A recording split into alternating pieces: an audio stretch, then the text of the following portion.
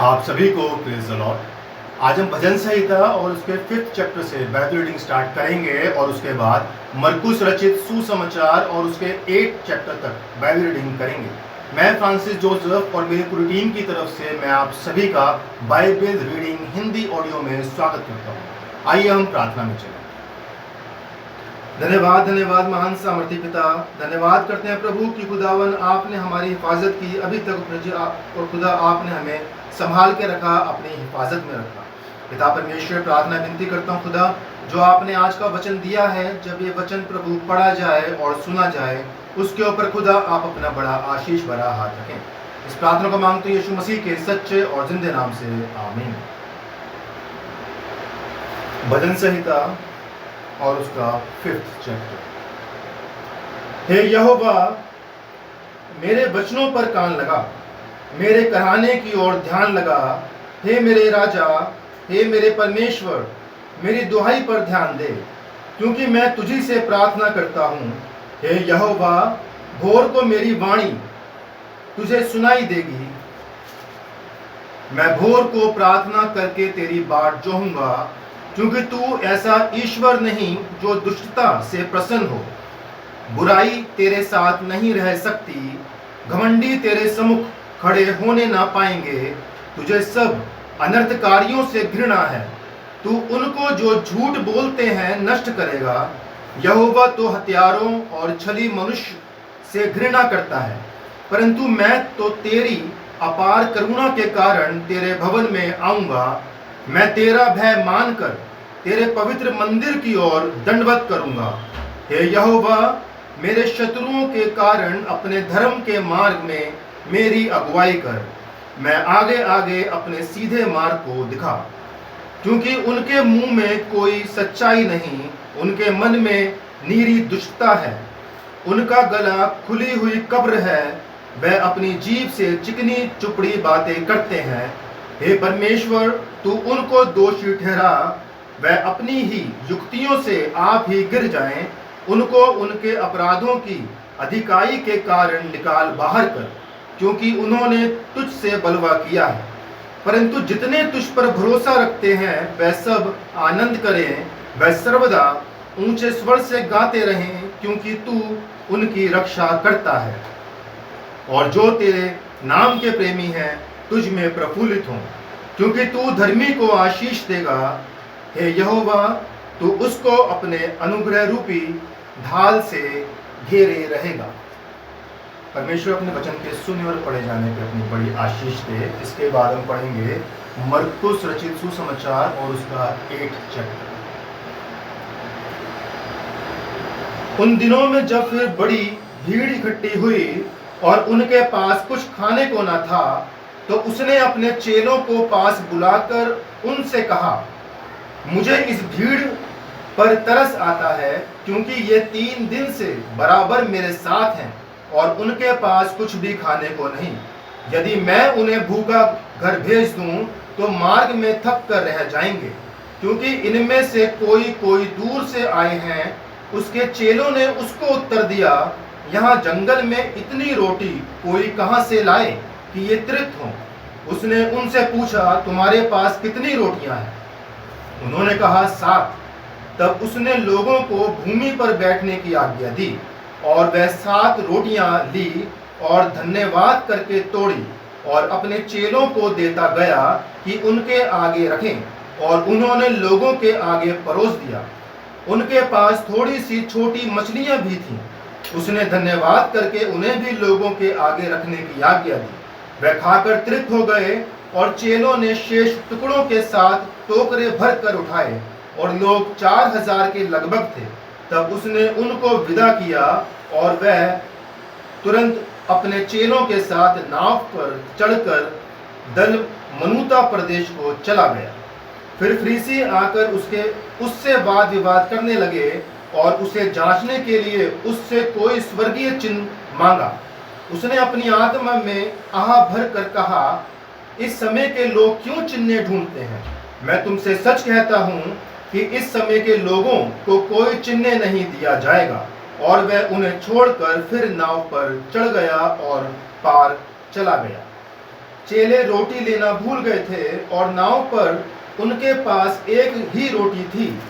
उसने उन्हें चिताया, देखो, फरीसियों के खमीर और हेरोदेस के खमीर से चौकस रहो।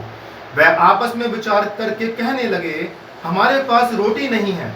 यह जानकर यीशु ने उनसे कहा, तुम क्यों आपस में ये विचार कर रहे हो कि हमारे पास रोटी नहीं? क्या अब तक नहीं जानते और नहीं समझते? क्या तुम्हारा मन कठोर हो गया है? क्या आंखें रखते हुए भी नहीं देखते और कान रखते हुए भी नहीं सुनते? और क्या तुम्हें स्मरण नहीं कि जब मैंने 5,000 के लिए 5 रोटियां तोड़ी थीं, तो तुमने टुकड़ों की कितनी टोकरियां भरकर उठाई? उन्होंने उससे कहा, 12 टोकरियां। और जब 4,000 के लिए 7 रोटियां थीं, तो तुमने टुकड़ों के कितने टोकरे भरकर उठाए थे? उन्होंने उससे कहा, 7 टोकरे। उसने उनसे कहा, क्या तुम अब तक नहीं समझते? वह बैतसैदा में आए और लोग एक अंधे को उसके पास ले आए और उससे विनती की कि उसको छुए। वह उस अंधे का हाथ पकड़कर उसे गांव के बाहर ले गया और उसकी आंखों में थूक कर उस पर हाथ रखे और उससे पूछा, क्या तू कुछ देखता है? उसने आंख उठाकर कहा, मैं मनुष्यों को देखता हूँ। वह मुझे चलते हुए पेड़ों जैसे दिखाई देते हैं। तब उसने दोबारा उसकी आंखों पर हाथ रखे और अंधे ने ध्यान से देखा। वह चंगा हो गया और सब कुछ साफ साफ देखने लगा। उसने उसे ये कहकर घर भेजा, इस गांव के भीतर पांव भी ना रखना। यीशु और उसके चेले कैसरिया फिलिपी के गांव में चले गए। मार्ग में उसने अपने चेलों से पूछा, लोग मुझे क्या कहते हैं? उन्होंने उत्तर दिया, यूहन्ना बपतिस्मा देने वाला, पर कोई एलिया और कोई भविष्यद्वक्ताओं में से एक भी कहते हैं। उसने उनसे पूछा, परंतु तुम मुझे क्या कहते हो? पतरस ने उसको उत्तर दिया, तू मसीह है। तब उसने उन्हें चिताकर कहा कि मेरे विषय में ये किसी से ना कहना। तब वह उन्हें सिखाने लगा कि मनुष्य के पुत्र के लिए अवश्य है कि वह बहुत दुख उठाए और पुरनिये और प्रधान याजक और शास्त्री उसे तुच्छ समझकर मार डाले और वह 3 दिन के बाद जी उठे। उसने ये बात उनसे साफ साफ कह दी। इस पर पतरस उसे अलग ले जाकर झड़कने लगा, परंतु उसने फिरकर अपने चेलों की ओर देखा और पतरस को झड़क कर कहा, हे शैतान, मेरे सामने से दूर हो, क्योंकि तू परमेश्वर की बातों पर नहीं परंतु मनुष्यों की बातों पर मन लगाता है। उसने भीड़ को अपने चेलों समेत पास बुलाकर उनसे कहा, जो कोई मेरे पीछे आना चाहे वह अपने आप से इनकार करे और अपना क्रूस उठाकर मेरे पीछे हो ले। क्योंकि जो कोई अपना प्राण बचाना चाहे वह उसे खोएगा, पर जो कोई मेरे और सुसमाचार के लिए अपना प्राण खोएगा वह उसे बचाएगा। यदि मनुष्य सारे जगत को प्राप्त करे और अपने प्राण की हानि उठाए तो उसे क्या लाभ होगा? मनुष्य अपने प्राण के बदले क्या देगा? जो कोई इस व्यभिचारी और पापी जाति के बीच मुझसे और मेरी बातों से लजाएगा, मनुष्य का पुत्र भी जब वह पवित्र दूतों के साथ अपने पिता की महिमा सहित आएगा तब उससे भी लजाएगा। परमेश्वर अपने वचन के पढ़े और सुने जाने पर अपनी बड़ी आशीष दे। आमीन। मेरे अजीजों, अभी जो हमने भजन संहिता पढ़ा, भजन संहिता उसका 5th चैप्टर, उसकी एक वर्सेस है, वर्स 11। अगर हम वर्स 11 को मैं एक बार पढ़ देता हूँ, थोड़ा गौर से देखें कि उसमें क्या लिखा है।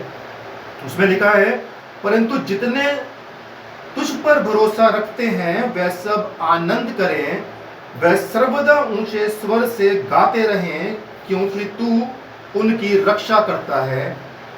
और जो तेरे नाम के प्रेमी हैं तुझसे प्रफुल्लित हों। अगर हम परमेश्वर के ऊपर भरोसा रखें तो मैं आपको सच कहता हूं कि हमारा मन, हमारा हृदय बड़ा आनंदित होता है, क्योंकि आत्मा के अंदर अपना आनंद महसूस करते हैं, क्योंकि हमारा हर वक्त हम ये जानते हैं कि हमारी रक्षा कौन करता है। हमारी रक्षा हमारा परमेश्वर करता है, और हम जो हमारा भरोसा है, हमारा भरोसा सदा और सर्वदा परमेश्वर के ऊपर रहेगा और रहता है। जो लोग परमेश्वर पर भरोसा रखते हैं और जो लोग ये समझते हैं कि हमारी रक्षा परमेश्वर की तरफ से होगी, उनका आत्मा और उनका मन सदा और सर्वदा आनंदित रहेगा।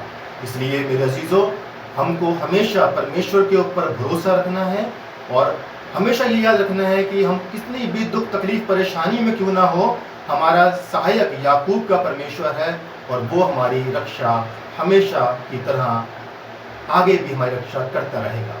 और इसी के साथ इस वचन को हम यहीं समाप्त करते हैं, और आइए हम प्रार्थना में चलते हैं।